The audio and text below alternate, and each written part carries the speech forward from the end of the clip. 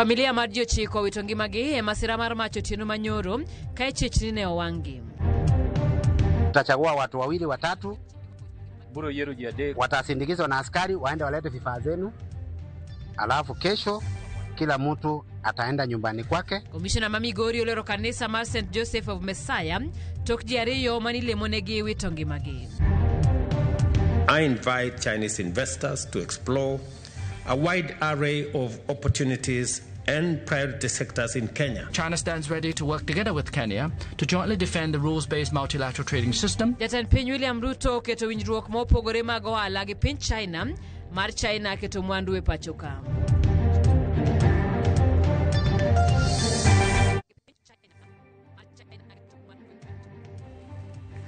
Machiegni weche manyien mag kagi kacha, nyinga Simfros Okinda. Jochiko mawuok e familia achiel wito ngimagi e masira mar mach otieno manyoro e wach mechechni owangi e wi ywaruok mar lowo. Jodak ma Upanda mayudore Sigomre kalore kod ichwang owang'o od familia mechechni otimo tim makoch makamano. Obila yango ni achich achiel mamiyo osemaki kitude kod nekno. Karango gana mbewane no kang'ato olo fuel tema kao tarimbo to kadhi mulo dhot ayudo ka negi siloro na dhot gi oko to nikech en dhot mar mabati to ketne pata mar 360 degrees anyalo gweye twist bo wuok oko kamae. Seche mana wuok oko no ne ayudo ka nitie jago moro manorita kanyo machiegni kod chuma. Seche modwa chwada ta miso ta chwade gi tarimbo bo otoyo dirisha kasta go e body to lwar piny. Taringo adhi asimo mach mokuongo manegi moko e ot maduong' kod pi mar dastano. Kasta ringo aweyo mana ringo e dala malo kaneno ka mach ochako riel malo. Aringa gi tarimbo no kachopo kuma ne odno liel ayudo ka jogo ne pod gi ngima te kendo ne giringo kon gi koni.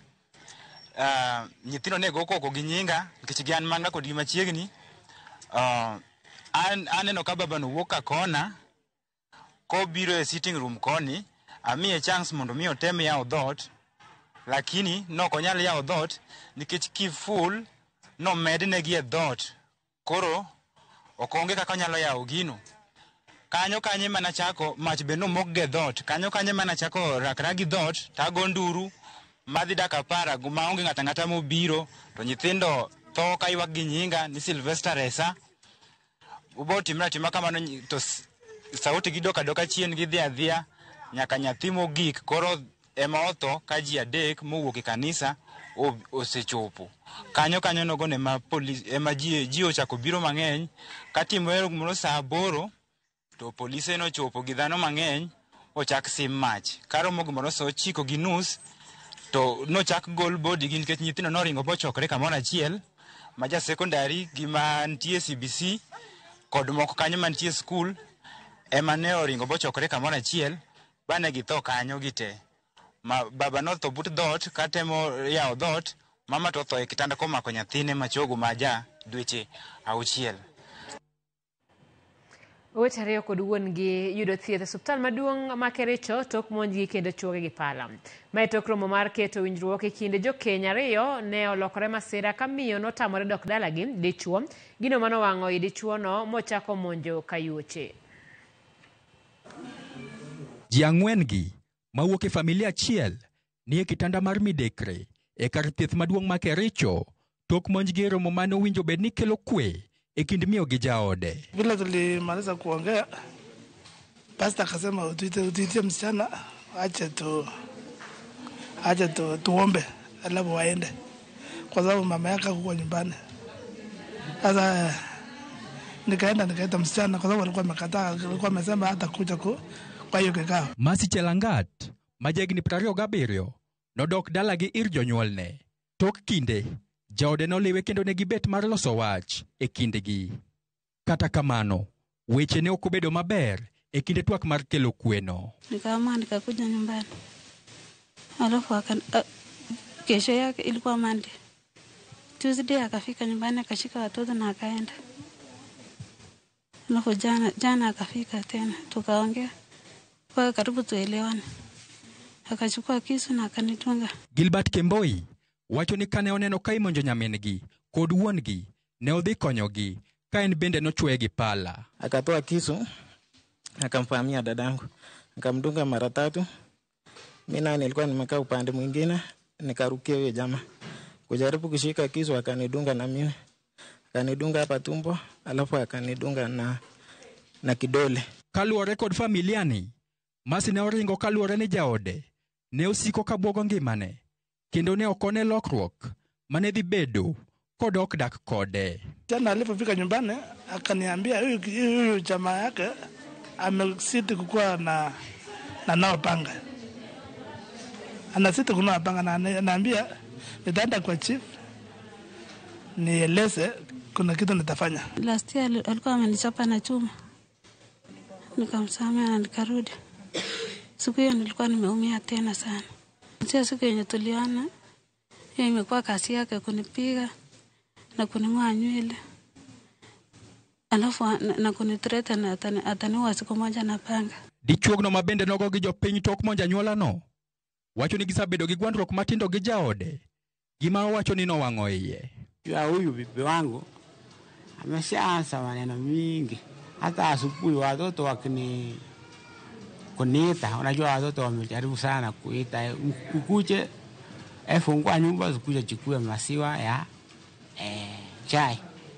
Yeye ananyamaza mpaka watoto sasa wananiambia ati baba amuka ufanye nini? Ufungue mlango. Hasa nikaambia si wewe amuka ama sasa amuka mpaka singine naambia si hata wewe uamke. Alafu hii kasi ya kuamuka sio ya mse. Jokanyo makedo gi lwenje mag kit chwech okwedo wechego magiwacho ni sani omedore gwengego. Cases of gender-based violence have been very rampant in Kericho County. 2 days ago, we buried a lady almost in the same neighborhood in Kunyak. We buried a lady who was brutally murdered by the husband. And this one came 3 days after we buried that lady, and you even covered the incident. So these cases are very rampant. In 3 months alone, we've lost 7 women to gender-based violence, and we really call upon the stakeholders to come together so that we can avert these cases. Antonia Chayo, Ramogi TV. Jalup County Commissioner Marongo, George Matundura, Odhiambo Manyoro loro kanisa ma St. Joseph of Messiah, Maidere Rongo, tok jiareyo manila monegi kanyo wito ngimagi. Wachno nomiyo obila oreso joma moko 57 mabende nodhi manyo thieth kanyo. Kata kamano okil mar kanisa no Bernard Achola nokwedo loro kanisa no kowacho ni odhi mako bura e doho. Omero nitiere jogo ma ong'eyo kanisa no kaka jodak margi kata kaka kar dak margi kendo gionge kama ginyalo dhiye.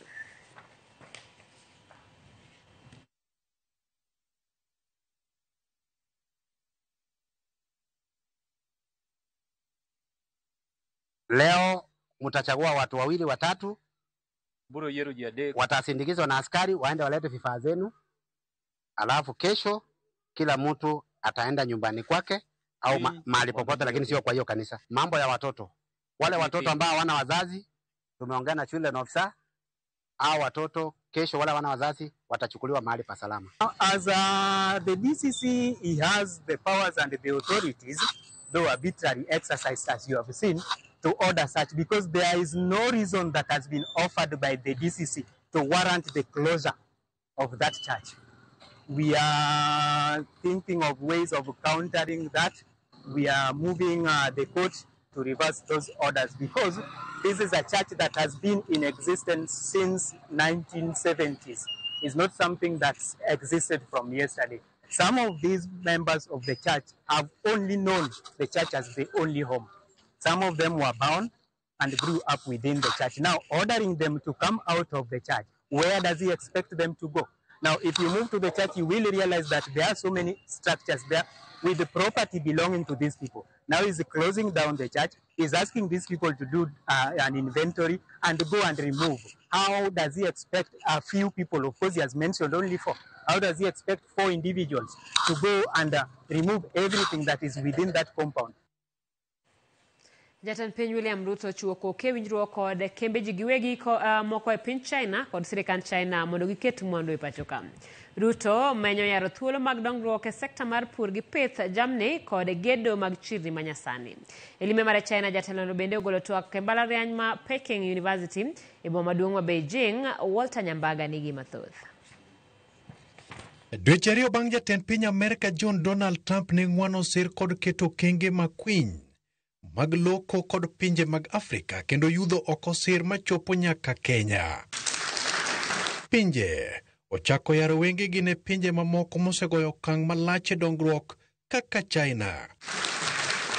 Gisani jatend piny William Ruto bedo achiel kuom jotend pinje molimo China e kama ochopo e winjruok kod kembe mag ji giwegi to kod sirikand China e weche keto mwandu pacho ka e kaka yore mag nyayo yuto e sekta mar pur. I invite Chinese investors to explore a wide array of opportunities and priority sectors in Kenya that are ripe with opportunity. From manufacturing, we offer promising prospects ranging from textiles and pharmaceuticals to electric mobility and construction materials, all supported by Kenya's expanding industrial base. In agriculture and agro-processing, where our rich agricultural base offers a double-digit return on investment. China stands ready to work together with Kenya to jointly defend the rules-based multilateral trading system, to uphold trade liberalization and facilitation, and inject more of a stability and certainty into global economy and global trade. Twak mare kod tend China kanyakla kod migepe mamoko mosingo chwalo badgi e yore mag siro rage mag gedo mag chirni. Ruto menyo kaka inyal ger chirni manyasani man kod rang'iny moniang' e kaka China singo kelo lony maggi e gedo pacho ka. My current visit seeks to chart a new course towards mutual prosperity. We are seeking strategic partnerships to expand our infrastructure, including transport, energy, logistics, and urban development. Kenya is open for business. Kenya in trade and commerce is not mutually exclusive to the growth of China. So as the China trade grows, so can the Kenyan trade. And we also want to encourage our business people to take advantage of that, and we'll be having conversations around how we can be able to open more exports to this country. We have invested in the construction of factory buildings covering an area of 100,000 square meters since last year in Ash River Export Processing Zone. Ruto bende ogolo twak moyiedhi e mbalariany mar Peking University boma maduong' ma Beijing e kama olero ni dwaro nitiere mar keto maino e dongo chumi ma Afrika ni mar Afrika ni kod ndhadho mathoth mag medo lwasi mar dongruok e piny mangima. It was taken for granted that the industrialized West would maintain a competitive advantage in high technology industries, while the global South would remain in low-tech, labor-intensive and primary goods industries. Today, disruptive cutting-edge innovation can pop up anywhere in the world. Walter Nyambaga, Ramogi TV. Kweth jotelo mar Owerri ochiwo siem mager ne josiasa machiwo kit siasa mar pogruok e kind oganda. Ka giloso boma Nairobi, giseyo jotelo mosebedo ka kwedo sirikal manywanda e kind jatend piny William Ruto kod ogaye mar duond bura mar ODM Raila Odinga. Kotelnegi kod seneta ma Bomet Hilary Sigei kod Silas Jakakimba gijiwo riwruok mar ogendni duto pacho ka e nyayo kwe ka bende ginyiso sir margi ne sirikal manywanda. Nitie jotendwa moko madwani opogore kod weche ma jakom osewacho kaluwore kaka odwa tiyo gi ker mar piny.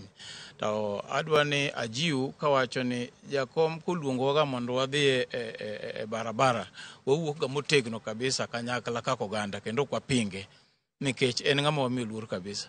To kawuono ma weche dwa wuok mamoko dwa buodhore chal ka gima jok moko bende dwa nopiem gi jakom ni mano ok dhi bedo maber. Osego nolang' ni mondo wati gi ker mar piny. Wasiro motegno riwruok ma kinde jakom Raila Odinga kod Ker William Ruto mar kelo kwe kendo keto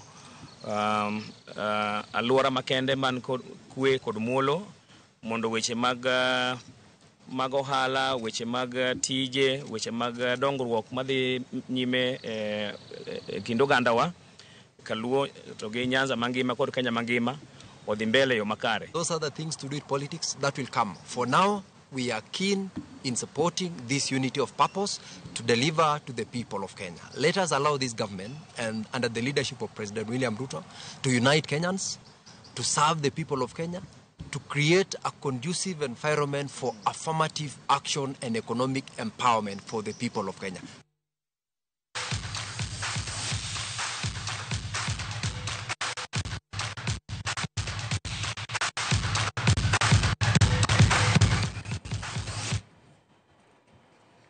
Tim mar Kenya jotugo manyiri ma igini piny mar 17 wuok pacho ko kinyi makawuono ka gidhi e piny mar